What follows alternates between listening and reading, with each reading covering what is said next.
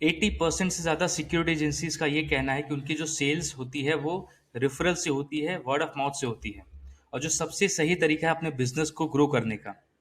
पर प्रॉब्लम तब आती है जब सिक्योरिटी एजेंसीज को इन रेफरल्स, इन वर्ड ऑफ माउथ पे कंट्रोल नहीं होता। यानी कि आपको नहीं पता कि आपका क्लाइंट आपको आज रिफर करेगा, 1 महीने बाद रिफर करेगा, 3 महीने बाद या 1 साल बाद। और आप अपने बिजनेस में ऐसे किसी भी सोर्स पे डिपेंड नहीं रह सकते जहां पर आपका कंट्रोल ना हो। तो इस वीडियो में हम यही देखेंगे कैसे आप अपने एजेंसी में एक रिफरल प्रोसेस सिस्टम इम्प्लीमेंट कर सकते हैं, जहां पर आपको पता हो कि आपको कौन रिफर करेगा, कब रिफर करेगा और कैसे रिफर करेगा। सो जो लोग मुझे फर्स्ट टाइम देख रहे हैं, सुन रहे हैं, मेरा नाम दीपक पांडे है। मैं संस्थापक हूँ स्मार्ट सुपरवाइजर मोबाइल एप्लीकेशन का। इसके पहले कि हम रेफरल प्रोसेस को देखें, हमें पता होना चाहिए कि क्लाइंट हमें रिफ़र कब करता है, किस स्टेज पे क्लाइंट रेडी होता है हमें रिफ़र करने के लिए। तो एक बेसिक सा आइडिया है। फर्स्ट ऑफ ऑल, जब शुरू होता है आपका और क्लाइंट का रिलेशनशिप, वो शुरू होता है एक दूसरे को जानने से लेके। पहले एक दूसरे को आप जानते हैं, पसंद करते हैं, ट्रस्ट करते हैं। यहाँ तक जो रास्ता है वो मार्केटिंग का डिपार्टमेंट है, जहाँ पे आप जितने ज़्यादा लोगों को मिलेंगे उतनी आपकी मार्केटिंग होगी। उसके बाद जैसे ही ट्रस्ट बिल्ड हो जाता है, हम नेक्स्ट स्टेज पे आ जाते हैं जहाँ पे सेल्स की बात होती है, कॉन्ट्रैक्ट की बात होती है। क्लाइंट आपको छोटे मोटे साइट्स देके ट्राई करता है या छोटा काम देके, या फिर डायरेक्टली आपके साथ कॉन्ट्रैक्ट साइन करता है। यहाँ पे सेल्स होता है। इसके बाद, सेल्स होने के बाद, जो भी प्रोमिसेस आपने मार्केटिंग और सेल्स के दौरान किए हैं, अगर वो आप फुलफिल कर पा रहे हैं, अच्छी सर्विस दे पा रहे हैं, तब क्लाइंट आपके साथ रिपीट बिजनेस करता है। हर महीने आपके साथ बिलिंग होती है और हर साल आपका कॉन्ट्रैक्ट रिन्यू होता है। तो रिपीट होने के बाद जो लास्ट स्टेज है वो है रिफर का। अब क्लाइंट कॉन्फिडेंट है कि आपने जो प्रॉमिस करा है वो आप फुलफिल करते हैं। अब आपको वो कॉन्फिडेंटली अपने सर्कल में अगर किसी को सिक्योरिटी सर्विस की ज़रूरत है, वो बेहिचक आपको रिफ़र कर सकता है। तो ये स्टेज आपको जानना इसलिए ज़रूरी है ताकि आपको पता हो कि क्लाइंट शुरू में आपको रिफ़र नहीं करता, आपकी सर्विस लेने के बाद आपको रिफ़र करता है। इसलिए मैं बार बार कहता हूँ कि ये रेफरल मार्केटिंग जो है वो उन एजेंसीज के लिए सबसे बेनिफिशियल है जिनके पास 10, 20, 50 या 100 क्लाइंट्स पहले से हैं, ताकि आप उन एग्जिस्टिंग क्लाइंट्स के बेसिस पर और क्लाइंट्स आप एक्वायर कर सकें। अब आते हैं रेफरल प्रोसेस के ऊपर। रेफरल सिंपल है, एक प्रोसेस है। डायरेक्टली कोई आपको रिफर नहीं करता, एक स्टेजेस के थ्रू आपको जाना पड़ता है। जो पहला स्टेज हमने कहा था कि पहले तो आपको अच्छी सर्विस देनी है। आप अपना खुद एग्जाम्पल देख लीजिए, आप किसी ऐसे लोगों को रिफ़र नहीं करेंगे जिनकी सर्विस आपको पसंद नहीं है। आप उन्हीं को रिफ़र करेंगे जिन पे आपको कॉन्फिडेंस है और आपको पता है कि अगर मैं इनको रिफ़र करूँगा तो ये अच्छी सर्विस दे के आएंगे, नहीं तो आपका ही नाम खराब होगा। तो आप फर्स्ट ऑफ ऑल रिफरेबल होने चाहिए। आपकी एजेंसी में जो सर्विस जा रही है वो अच्छे तरीके से जा रही है। फिर आता है कि आपको रिलेशनशिप डेवलप करना है अपने क्लाइंट के साथ। अब ये कैसे होता है, आप खुद ही ऑब्जर्व करेंगे कि कई सारे आपके ऐसे क्लाइंट हैं जिनको आपने शुरू में मिले थे जब आपको कॉन्ट्रैक्ट मिल रहा था, उसके बाद आपकी उनकी मुलाकात हुई नहीं। अब जब आपकी उनकी मुलाकात हुई नहीं तो आपको याद कैसे करेंगे? तो आपको अवेलेबल रहना है। आप मैसेजिंग करिए, ईमेल करिए, उनके साथ फ़ोन पे टच रहिए, या फिर एटलीस्ट महीने में एक बार फेस टू फेस आके मीटिंग करिए। उसके बाद आता है कि सोशल मीडिया एक तो बहुत अच्छा तरीका है। आपका क्लाइंट बिजी चल रहा है, आप भी बिजी हो, वो भी सोशल मीडिया पे है, आप भी सोशल मीडिया पे हो, आप उनको कनेक्ट करिए सोशल मीडिया पे। फेसबुक पे है तो फ्रेंड रिक्वेस्ट भेजिए, लिंक्डइन पे है तो कनेक्शंस भेजिए, व्हाट्सएप पे है तो आप ऑलरेडी कनेक्टेड हैं, तो आप सोशल मीडिया के थ्रू कनेक्ट रह सकते हैं। उसके बाद जब भी आप उनसे मिलें, आप ये मत देखिए कि आपको वो क्लाइंट कैसे रिफ़र कर सकते हैं, उसका तरीका अलग है जो मैं आपको आने नीचे वाले प्रोसेस में बताऊँगा। आपको उनके बिज़नेस के बारे में इंक्वायर करना है, उनके वर्क के बारे में इंक्वायर करना है, राइट? और एक और तरीका है सबसे बेस्ट जो इंडियन बहुत ज़्यादा प्रेफ़र करते हैं, फेस्टिवल्स जब आते हैं, जैसे अभी नया साल गया है, नए साल पे विश करना, फिर दूसरी कोई फेस्टिवल आ रही है उस पे विश करना, कोई इंपॉर्टेंट डेट आपके और उनके बीच में है, जब आपने फर्स्ट टाइम साइट लिया था या कुछ भी ऐसा चीज़, तो आप उसके बिहाफ पे आप उनको विश कर सकते हैं, उनसे कनेक्ट कर सकते हैं। अब आते हैं कि कौन सा क्लाइंट आपको रिफ़र करेगा। फर्स्ट ऑफ ऑल, जो क्लाइंट आपसे खुश है वही आपको रिफ़र करेगा। जो क्लाइंट आपसे खुश नहीं है वो आपको रिफ़र नहीं करेगा। तो आप उसके साथ ज़्यादा समय मत बिताइए। आप अपनी एनर्जी फर्स्ट ऑफ ऑल लगाइए इन 3 लोगों के ऊपर जो आपके लॉयल क्लाइंट्स हैं।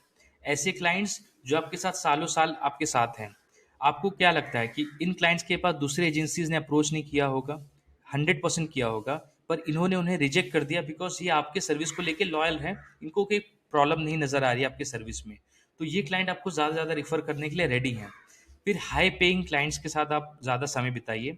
ये इसलिए बिताइए कि जब हाई पेइंग क्लाइंट्स को पता है कि आपको उन्होंने प्रॉपर पे किया है, मार्केट रेट पे पे किया है, अब जब वो आपको रिफ़र करेंगे तो उसी लेवल के क्लाइंट्स ज़्यादा आपको रिफ़र करेंगे। तो हाई पे क्लाइंट्स के साथ भी आप समय ज़्यादा बिताइए।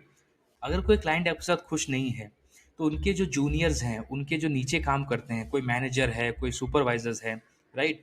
जो आपको पसंद करते हैं, आपके वेल विशर्स हैं, आपसे बात करते हैं साइट को लेके, आप उनके थ्रू भी रेफरल्स ले सकते हैं। अब सही समय क्या है? आप सही समय पे अगर रेफरल मांगेंगे तो उसकी जो पॉसिबिलिटीज़ है बढ़ जाती है।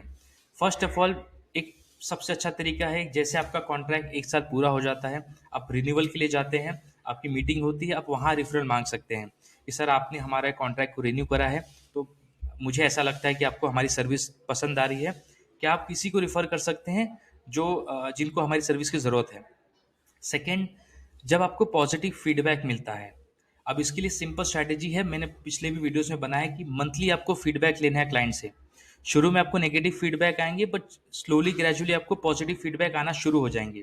तो जैसे ही कोई आपको पॉजिटिव फीडबैक देता है, उसके माइंड में आपकी इमेज अच्छी होती है, तभी आप उससे रिफरल मांग सकते हैं कि आप किसी को रिफर कर सकते हैं जिनको हमारी सर्विस की ज़रूरत हो। सेम आप अपने क्लाइंट्स के साथ टच में रहने के लिए फीडबैक लेते रहिए, खास तौर से रिटर्न एक ईमेल पे ले लीजिए या फिर जो फीडबैक फॉर्म हमारे व्हाट्सएप ग्रुप में आप वहाँ से ले सकते हैं। उसके बाद जब क्लाइंट आपको टेस्टिमोनियल लिख के दे रहा है वीडियो के थ्रू या लेटर के थ्रू, तब आप उनसे रेफरल मांग सकते हैं। या फिर बहुत ही अनएक्सपेक्टेड जगह है ये रेफरल मांगने का, पर अगर कोई मेजर इंसिडेंट आपके साइट पे हो जाता है, तब आप रेफरल मांग सकते हैं। अब इसका लॉजिक क्या है? अगर आपके वहाँ पे कोई मेजर इंसिडेंट हो गया, आपने उसको अच्छी तरह से टैकल कर लिया, जो मेजॉरिटी केस में आप करते हैं, आप जी जान लगा देते हैं कोई इंसिडेंट हुआ उसे सॉल्व करने में, आपने उसे सॉल्व कर लिया, क्लाइंट के नज़र में आपकी इमेज अच्छी हो जाती है, तब आप उनसे रेफरल मांग सकते हैं। तो ये वो टाइम है जहाँ पे आप उनको इजीली रेफरल मांग सकते हैं और आपको मिलने के चांसेस बहुत ज़्यादा हैं। उसके बाद आप उनको रिवॉर्ड कर सकते हैं। मॉनेटरी का तो बहुत स्कोप नहीं होता बिकॉज ऑफ मार्जिन, पर फिर भी अगर आपको लगता है तो मॉनेटरी उनको कमीशन दे सकते हैं या वन टाइम कुछ गिफ्ट दे सकते हैं। नॉन मॉनेटरी में सिंपल है, थैंक यू नोट दे दिया, हैंड रिटन नोट दे दिया, ईमेल पे फ़ोन करके बोल दिया, या चाय पे या लंच पे उनको ले गए। तो ये सारी चीज़ें हैं जिसके थ्रू उनको आप रिवॉर्ड कर सकते हैं। तो ये हो गया आपका प्रोसेस। अब आता है, ये चीज़ें तो आपको क्लियर हो गई, रेफरल कब मिलना है, किससे मिलना है और कैसे मिलेगा। अब इसको एक्शन में देखते हैं। अगर आपको इम्प्लीमेंट करना है अपने एजेंसी में, तो आप किस तरह उसको इम्प्लीमेंट कर सकते हैं। फर्स्ट एंड फॉरमोस्ट एक सिंपल सा लाइन आप समझ लीजिए। अगर कोई भी चीज़ आपके कैलेंडर में नहीं है, यानी कि आपके टू डू लिस्ट में नहीं है, तो वह एग्जिस्ट ही नहीं करता और वो कभी होगा भी नहीं। आप सिर्फ सोचते रह जाएंगे और होगा नहीं। तो अगर आपको रेफरल सिस्टम अपने एजेंसी में इम्प्लीमेंट करना है, तो आपको उसको समय देना पड़ेगा अपने शेड्यूल में।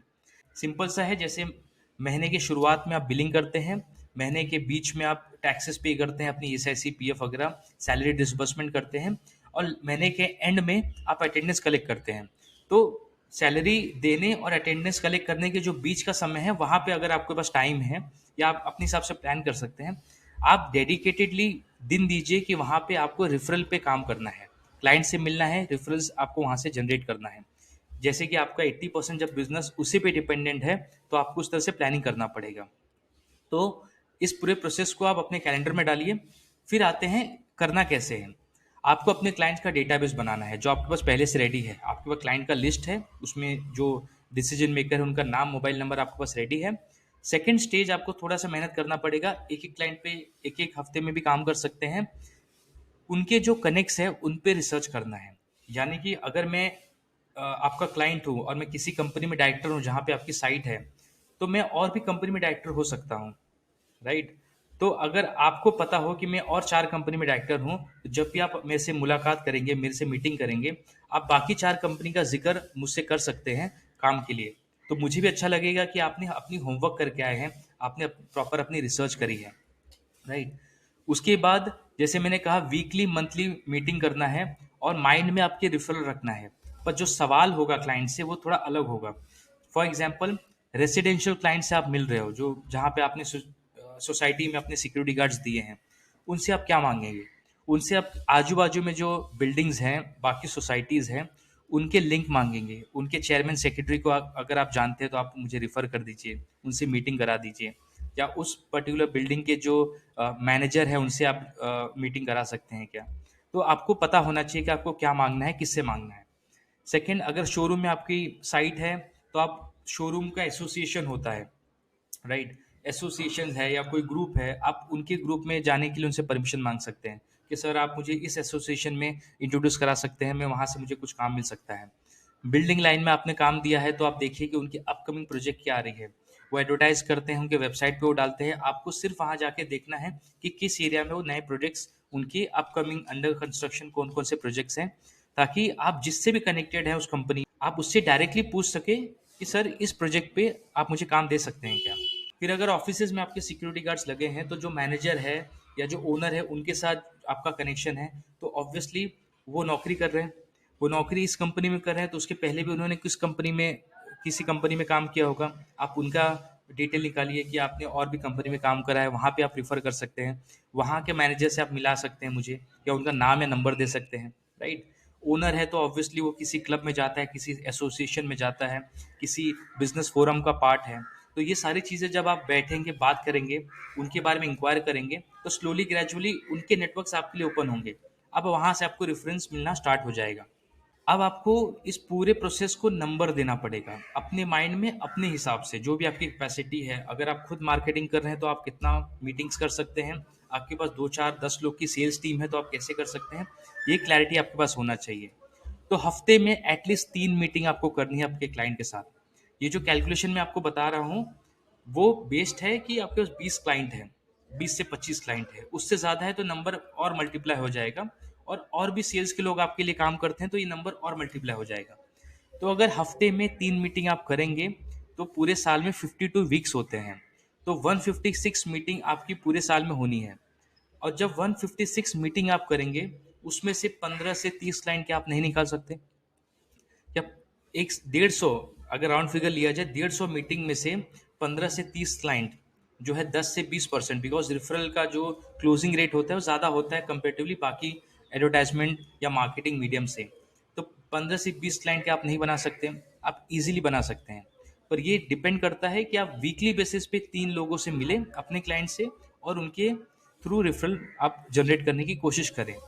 होपफुली इस वीडियो से आपको कुछ नॉलेज मिला, कोई आइडिया क्लिक हुआ जो आप इम्प्लीमेंट करेंगे अपने सिक्योरिटी एजेंसी में। नेक्स्ट वीडियो 11 को मैं लेके आऊँगा जहाँ पे हम account based marketing security agencies के लिए कैसे करना है उस पर बात करेंगे। ये काम करेगा अगर आपको agency multiple state, multiple district में बढ़ाना है, तो अकाउंट बेस्ड मार्केटिंग सबसे बेस्ट तरीका है आपकी सिक्योरिटी एजेंसी बिजनेस को ग्रो करने के लिए। पूरा वीडियो देखने के लिए thank you very much and take care.